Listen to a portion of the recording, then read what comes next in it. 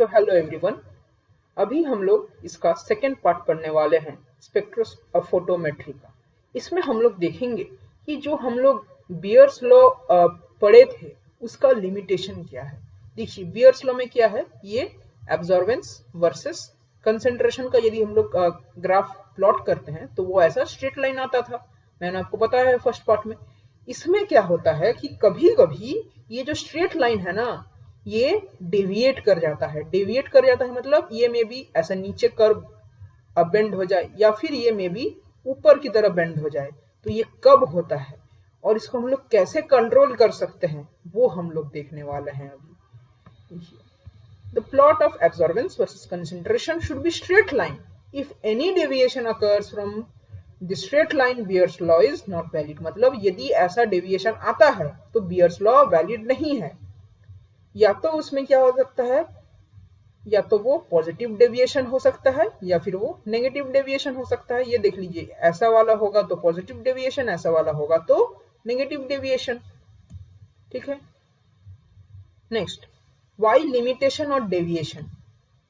ठीक, कैसे इसमें डेविएशन आता है, रियल डेविएशन पढ़ने वाले हैं हम लोग। It is valid for dilute solution, मतलब जो बियर्स लॉ है वो बस डाइल्यूट सोल्यूशन के लिए वैलिड है। यदि हम लोग कंसंट्रेटेड सोल्यूशन ले लेते हैं तो वो दिक्कत हो जाता है। डाइल्यूट सोल्यूशन मतलब देखिए एकदम इतना डाइल्यूट सोल्यूशन है, लेकिन यदि हम लोग कंसंट्रेटेड सोल्यूशन ले लेंगे तो बियर्स लॉ ओबे नहीं करेगा, bears law not valid above this concentration. तो इससे तो हम लोग को कम कंसंट्रेशन रखना ही पड़ेगा।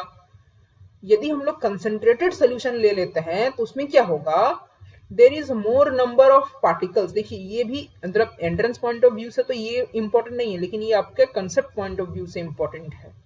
ठीक, यदि हम लोग कंसंट्रेटेड सोल्यूशन लेंगे तो क्या होगा, मोर नंबर ऑफ पार्टिकल्स होगा। One particle affect the charge on other particle. ठीक है, एक पार्टिकल क्या करेगा, दूसरे पार्टिकल का चार्ज को अफेक्ट करेगा। तो उसमें क्या होगी, जो सोल्यूशन रहेगा वो यूनिफॉर्म नहीं रहेगा, मतलब उसमें होमोजीनिटी नहीं रहेगा। ठीक, मतलब ये सोचिए कि क्यूवेट है, यहाँ पर पार्टिकल का कुछ और नेचर हो जाएगा, यहाँ पर कुछ और नेचर हो जाएगा। तो इसमें क्या होगा, जो लाइट पास करेगा ना वो इसके साथ कुछ और रिएक्ट करेगा, इसके साथ कुछ और रिएक्ट करेगा। रिएक्ट मतलब कि रेस्पॉन्स करेगा। ठीक है, कैसे वो डेविएट करेगा वो भी मैं आपको बताने वाला हूँ।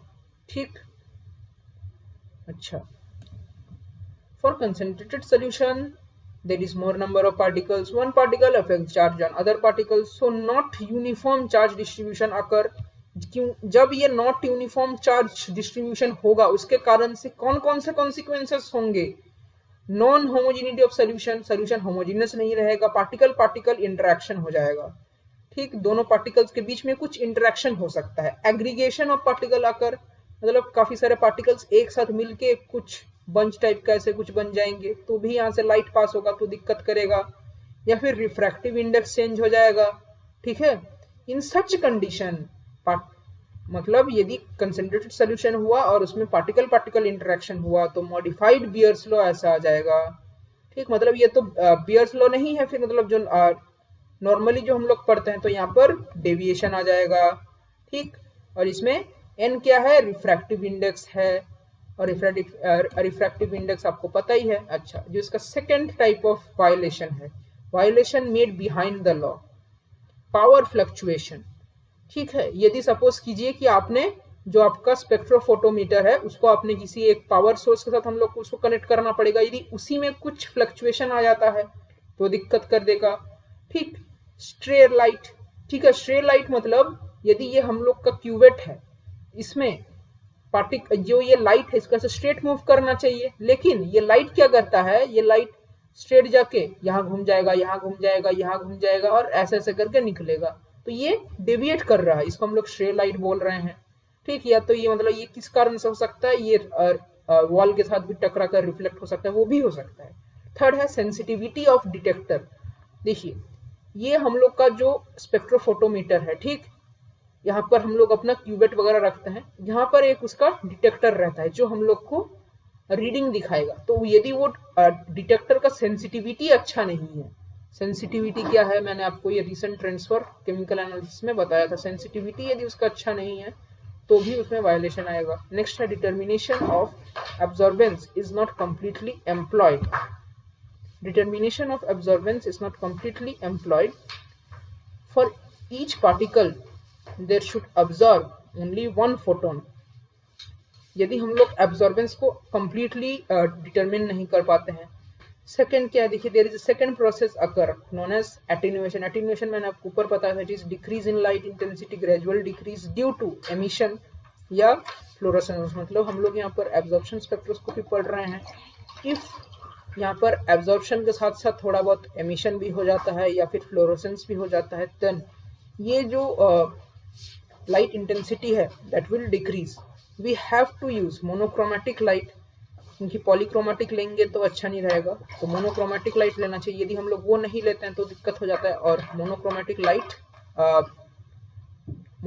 लाइट को हम लोग को तैयार करने में दिक्कत होता है। All the particles should absorb independently. ठीक, मतलब यहाँ पर जितने भी पार्टिकल्स होंगे क्यूवेट में वो सब इंडिपेंडेंटली अब्जॉर्ब होना चाहिए। ऐसा नहीं होना चाहिए कि किसी एक का एब्जॉर्बेंस के कारण, मतलब किसी एक का एब्जॉर्बेंस पर दूसरा डिपेंड करता है। If A and B present, then A and B both should absorb light, but there may be interaction between A and B। यदि ऐसा होता है, यदि उन दोनों के बीच में इंटरेक्शन हो जाता है तो उसमें हम लोग को गलत रिजल्ट मिलेंगे। यदि हम लोग रेक्टेंगुलर शेप क्यूवेट नहीं यूज करके हम लोग सिलेंड्रिकल यूज करते हैं तो उसका क्रॉस सेक्शनल एरिया यूनिफॉर्म नहीं रहेगा, उसमें दिक्कत आ जाएगा। मतलब जो हम लोग क्यूवेट यूज करते हैं उसका क्रॉस सेक्शनल एरिया यूनिफॉर्म होना चाहिए। या फिर क्या हो सकता है कि जो सब्सटेंस है, जो हम लोग का एनालाइट है, उसमें पॉलीमराइजेशन हो सकता है, या तो उसमें एसोसिएशन हो सकता है, या तो उसमें डिसोसिएशन हो सकता है। अच्छा, डिसोसिएशन जैसे सोचिए कि हम लोग के पास एक कोई एसिड है HA, वो कैसे डिसोसिएट करेगा, A minus plus H plus. अब सोचिए यदि हम लोग के पास बेंजोइक एसिड है, ठीक, तो बेंजोइक एसिड है, वो क्या करेगा, एसोसिएशन कर देगा, मतलब वो एक डाइमर बना लेगा बेंजोइक एसिड का। कैसे, हाइड्रोजन बॉन्डिंग करके। ये मैंने शायद आपको एनालिटिकल रिएजेंट वगैरह में शायद से मैंने आपको ये बताया था, या सॉल्वेंट एक्सट्रैक्शन में शायद से मैंने आपको ये बताया था, एक बार देख लीजिएगा उसमें भी। नेक्स्ट है effect of chemical equilibria on the bears law. इसमें हम लोग ये पढ़ने वाले, देखिए, dissociation equilibria for weak acid, complexation equilibria और डाइल्यूशन के केस में कैसा ये केमिकल इक्विलिब्रिया चेंज होगा। ठीक है, और इसके कारण बियर्स लॉ में क्या इफेक्ट पड़ेगा। ठीक, फर्स्ट है dissociation equilibria for weak acid. मैंने पहले ही बताया कि ये जो वीक एसिड होता है ये ऐसे डिसोसिएट करेगा तो इसमें क्या होगा, नंबर ऑफ पार्टिकल्स इंक्रीज हो जाएंगे। तो जो ये मतलब कि होमोजिनिटी नहीं मेंटेन होगा, क्योंकि मतलब कि सारे तो सारे एसिड तो डिसोसिएट नहीं होगा, क्योंकि ये वीक एसिड है। तो थोड़ा बहुत ही ये बस H प्लस देगा, तो उसमें क्या होगा कि होमोजिनिटी नहीं मेंटेन रहेगा, क्योंकि कहीं पर आपको Hb मिलेगा, कहीं पर आपको H प्लस मिलेगा, कहीं पर आपको B माइनस मिलेगा, मतलब 3 तरीके का आपको स्पीसीज मिलने लगेगा, तो वो सही नहीं होगा। ये हम लोग का देखिए फॉर्मूला है, A is equal to epsilon B C of Hb, मतलब ये वीक एसिड का कंसेंट्रेशन है। इसमें दिक्कत ये होता है कि ये Hb क्या है, ये एसिड का कंसेंट्रेशन है, और CHb क्या है, ये टोटल कंसेंट्रेशन है, एक्चुअल कंसेंट्रेशन है। ठीक है, तो इसमें ये सब मिलाकर होता है। तो इसका यदि रेशियो 1 रहता है मतलब ये डिसोसिएट नहीं होगा, तभी इसका रेशियो 1 रहेगा, तो बियर्स लॉ ओबे होगा। डिसोसिएट नहीं होगा तो बस Hb ही स्पीसीज रहेगा, ये सब नहीं रहेंगे। लेकिन यदि इसका रेशियो 1 नहीं है, देन ये तीनों स्पीसीज एग्जिस्ट करेंगे, तब ये बियर्स लॉ वैलिड नहीं होगा। Next, to find out condition for which dissociation of weak acid is avoided and obey Beer's law तभी होगा। देखिए, ये जो CHb है, इसका क्या है, Hb का कंसेंट्रेशन प्लस B माइनस का कंसेंट्रेशन। अच्छा, और ये वाला जो रिएक्शन है, इसमें इक्विलिब्रियम में क्या, इक्विलिब्रियम कांस्टेंट इसका देखिए कैसा है, प्रोडक्ट बाय रिएक्टेंट। ठीक, यहाँ से हम लोग ये रेशियो निकाल सकते हैं। ठीक है, ये वाला हम लोग रेशियो निकाल लेंगे, ये निकालेंगे। ठीक, देखिए Hb बाई CHb, Hb क्या होता है, Hb का कंसेंट्रेशन, CHb क्या होता है, Hb प्लस और Hb, और ये प्लस B माइनस है। यहाँ से हम लोग क्या करेंगे, Hb को कॉमन लेके इससे डिवाइड कर देंगे। ठीक, अब देखिए ये जो B minus by H B है, ये क्या हुआ के ए बाई एच प्लस, है ना। ये जो B minus by H B है this is equals to K A by H plus, वही हम लोगों ने यहाँ पर लिखा है। तो इनडायरेक्टली क्या हो रहा है, ये जो रेशियो है ये पीएच पर डिपेंड करेगा। ये देखिए नीचे एच प्लस है ना, 1/1 प्लस के ए बाई एच प्लस है। अच्छा, यदि सपोज कीजिए हम लोग का पीएच लो है, पीएच लो है तो H प्लस का कंसेंट्रेशन बढ़ेगा, H प्लस का कंसेंट्रेशन बढ़ेगा तो ये वाला टर्म छोटा होगा, ये वाला टर्म छोटा होगा तो ये ओवरऑल टर्म छोटा होगा, तो ये पूरा का पूरा रेशियो छोटा होगा। और यदि H प्लस यदि हाई पीएच पर लेते हैं तो H प्लस का कंसेंट्रेशन, यदि हम लोग हाई पीएच लेंगे तो H प्लस का कंसेंट्रेशन डिक्रीज होगा, तब ये ओवरऑल ये रेशियो इंक्रीज होगा। ऐसे करके हम लोग को देखना पड़ता है।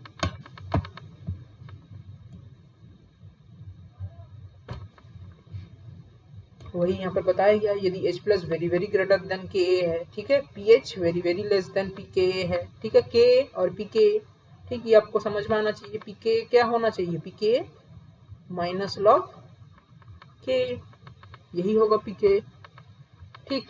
तो यदि H plus very very greater than के ए हो गया, ठीक, तो हम लोग का क्या था यहाँ पर 1/1 प्लस के ए बाई एच प्लस। यदि बोल रहे हैं कि H प्लस बहुत ज़्यादा है, H प्लस बहुत ज़्यादा है, तो ये वाला रेशियो क्या होगा, बहुत कम होगा। यदि ये वाला रेशियो बहुत कम होगा तो हम लोग इसे नेग्लेक्ट कर सकते हैं, इसे जीरो मान सकते हैं। देन ये क्या हो जाएगा 1/1 विच इज इक्वल्स टू 1, तो ये वाला जो रेशियो होगा वो इक्वल्स टू 1 होगा। यदि वो इक्वल्स टू 1 होगा तो हम लोग पहले बताए थे, मैंने पहले बताया था कि ये तब बियर्स लॉ को ओबे करेगा। लेकिन यदि इसका रिवर्स हो जाता है कि ये जो H प्लस है ये कम है और के ए बड़ा है, ठीक, यदि ये बहुत कम है और के ए बड़ा है, तब क्या होगा, ये के ए बहुत बहुत बड़ा है, तो ओवरऑल ये वाला रेशियो बड़ा ही रहेगा, तो हम लोग इसे नेग्लेक्ट नहीं कर सकते हैं, तो इसे भी हम लोग को कंसिडर करना होगा। तो इसका वैल्यू 1 तो नहीं होगा। यदि ये 1 नहीं होगा तब ये बियर्स लॉ भी इसमें वैलिड नहीं होगा, ठीक है, bears law not obey. Conclusion क्या है, बियर्स लॉ ओबे फॉर वीक एसिड। यदि बियर्स लॉ को वीक एसिड में ओबे करना है तो इट इज रिक्वायर्ड कि ये वाला कंडीशन फॉलो हो कि हमेशा हम लोगों को पीएच को पीके से बहुत कम रखना पड़ेगा, वेरी वेरी लेस, ठीक है, टू अवॉइड डिसोसिएशन, यदि हम लोग उसका डिसोसिएशन रोकना है। अब क्या है कि कॉम्प्लेक्सेशन, सपोज कीजिए हम लोग के पास एक Mn प्लस मेटल है और एक Nl लिगेंड है, ठीक। आइडियली इसको क्या बनाना चाहिए, MLN, ठीक है, मतलब पूरा का पूरा रिएक्ट कर जाएगा तो एक ही स्पीसीज हम लोग के पास बचेगा, तो बियर्स लॉ ओबेड हो जाएगा। लेकिन इसमें दिक्कत होता है कि ये स्टेप वाइज फॉर्मेशन होता है। क्यों, क्योंकि एक तो ये प्रोसेस स्लो है और इसमें स्टेप वाइज फॉर्मेशन होता है, मतलब एक टाइम पर, मतलब ये ऐसे धीरे धीरे करके पहले ML1 बनाएगा, ML2 बनाएगा, ML3 बनाएगा, ऐसे कर करके MLN बनाएगा। मतलब जो हम लोग का क्यूवेट रहेगा ना, यदि उसमें से कुछ कॉम्प्लेक्सेशन रिएक्शन हो गया तो हम लोग को इतने सारे हम लोग को अलग अलग स्पीसीज मिलेंगे। एक तो हम लोग को Mn प्लस मिलेगा, एक हम लोग को L मिलेगा, एक हम लोग को ML1 मिलेगा, एक हम लोग को ML2 मिलेगा, ऐसे कर करके हम लोग को MLN तक अलग अलग इतने सारे स्पीसीज मिलेंगे। तो बियर्स लॉ तो ऑब्वियसली ये डेविएट होगा, ओबे नहीं होगा। इसको यदि हम लोग को अवॉइड करना है तो हम लोग क्या करेंगे, लिगैंड को बहुत एक्सेस ले लेंगे, तो ये रिएक्शन थोड़ा सा जल्दी हो जाएगा और जल्दी से MLN बन जाएगा, ठीक है, तभी ये ओबे हो सकता है। नेक्स्ट आते हैं हम लोग डाइल्यूशन के केस में। इसमें क्या होता है कि पोटेशियम डाइक्रोमेट, जो पोटेशियम डाइक्रोमेट है वो ओबे नहीं करता है बियर्स लॉ को। इसका क्या रीजन है, देखिए, यदि आप इसका कंसेंट्रेशन कम भी ले लेते हैं तब भी ये ओबे नहीं करेगा, बिकॉज ये जो पोटेशियम डाइक्रोमेट होता है ये फॉर्म क्या करेगा, ये फॉर्म कर जाता है ये, ठीक है, HCrO4 माइनस, और फिर यहाँ से ये फॉर्म कर जाता है CrO4 माइनस। तो देख रहे हैं यहाँ पर अलग अलग स्पीसीज यहाँ पर फॉर्म हो रहे हैं।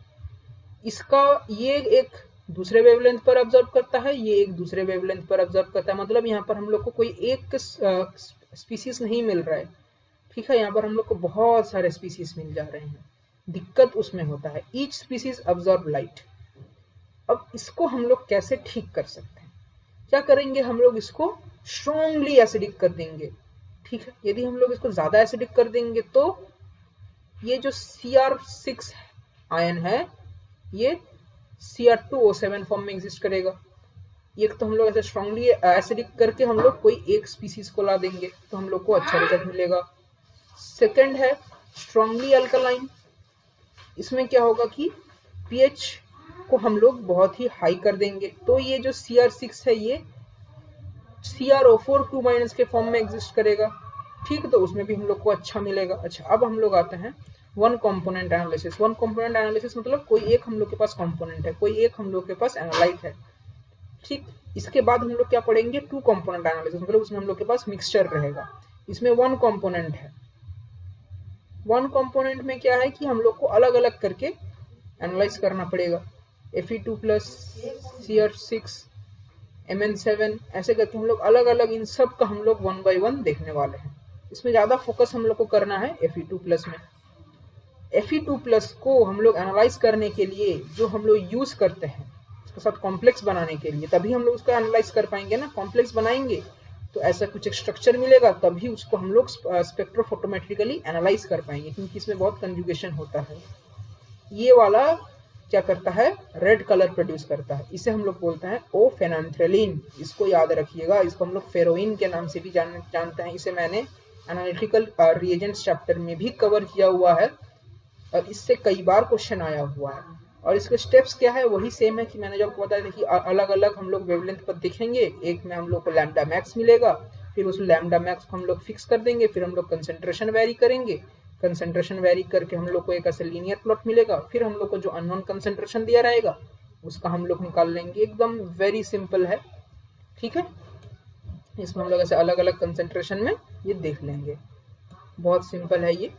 अच्छा, ये इसका रिएक्शन है, देखिए, एक बार Fe2+ के साथ बनाएगा कॉम्प्लेक्स, एक बार Fe3+ के साथ बनाएगा कॉम्प्लेक्स। ये एक रेडॉक्स इंडिकेटर है। Fe2+ के साथ रहेगा तो इसका रेड कलर होगा, Fe3+ के साथ रहेगा तो इसका ब्लू कलर होगा। इसे हम लोग फेरोइन नाम से भी जानते हैं। तो एक बार देख लीजिएगा फेरोइन का क्या फॉर्मूला है, फेनेंथ्रोलिन का क्या है, ये सब देख लीजिएगा एक बार। To avoid conversion of Fe2+ to Fe3+ add NH2OH hydroxyl amine which converts Fe3+ to Fe2+। ठीक, यदि आपको सारा का सारा Fe2+ चाहिए तो Fe3+ के साथ क्या ऐड करना है, आपको NH2OH ऐड करना है। और यदि आपको सारा का सारा Fe3+ चाहिए तो Fe2+ के साथ आपको क्या करना है, ऐड करना है HNO3 ऐड करना है। इसमें क्या हो जाएगा, ये Fe2+ में चेंज हो जाएगा, इसमें क्या होगा, ये Fe3+ में चेंज हो जाएगा।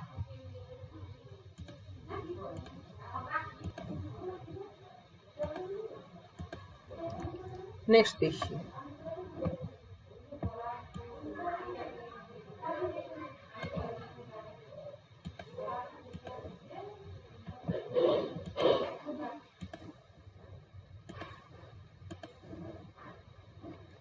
नेक्स्ट हम लोग देखेंगे एनालिसिस ऑफ Cr6। ये मतलब देखिए, जो सारे एनालिसिस है उसमें हम लोग को सेम स्टेप्स फॉलो करना है। फर्स्ट हम लोग को लैम्डा मैक्स निकालना है, फिर उसका एक लीनियर प्लॉट आएगा, फिर उसमें हम लोग को अननोन कंसेंट्रेशन लेना है।